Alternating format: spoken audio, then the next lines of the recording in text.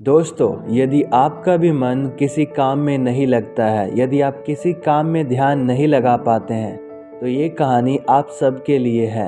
हम सबके जीवन में कभी न कभी हम किसी काम को पूरी तरह से नहीं कर पाते हैं, क्योंकि हमारा मन भटकता रहता है।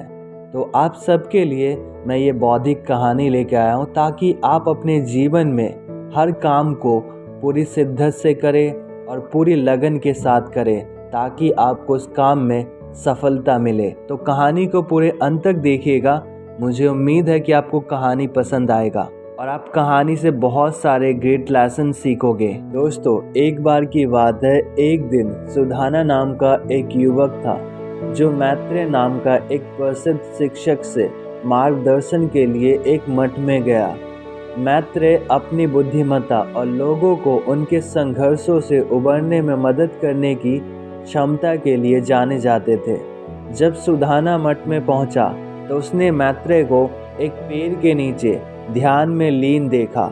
सुधाना ने मैत्रेय के ध्यान समाप्त करने के लिए धैर्यपूर्वक प्रतीक्षा की, लेकिन वह लंबे समय तक नहीं चले।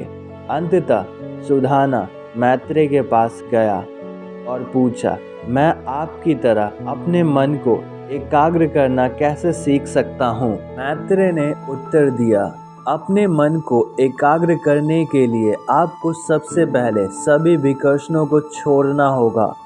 जिस प्रकार एक कुम्हार को मिट्टी को बर्तन में आकार देने से पहले उसमें से सभी अशुद्धियों को निकालना होता है, ठीक उसी प्रकार से ध्यान केंद्रित करने के लिए आपको अपने मन से सभी अशुद्धियों को निकालना होगा। आपको अपने मन से सभी विकर्षणों को दूर करना होगा। सुधाना ने पूछा, लेकिन मैं अपने मन से विकर्षणों को कैसे दूर करूं? मैत्रेय ने उत्तर दिया, चिंतन का अभ्यास करके। चिंतन बिना किसी निर्णय या व्याकुलता के पल में पूरी तरह से मौजूद रहने का अभ्यास है। जब आप माइंडफुल होते हैं तो आप अपने दिमाग को किसी भी काम पर केंद्रित कर सकते हैं और आप इसे स्पष्टता और दक्षता के साथ कर सकते हैं। सुधाना ने मैत्रेय को उनकी सलाह के लिए धन्यवाद दिया और हर दिन दिमागी बल का अभ्यास करना शुरू कर दिया।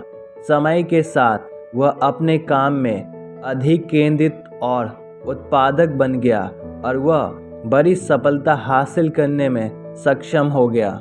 सुधाना और मैत्रेय की कहानी हमें सिखाती है कि किसी भी काम पर ध्यान केंद्रित करने के लिए हमें पहले सभी विकर्षणों को छोड़ देना चाहिए और ध्यान का अभ्यास करना चाहिए।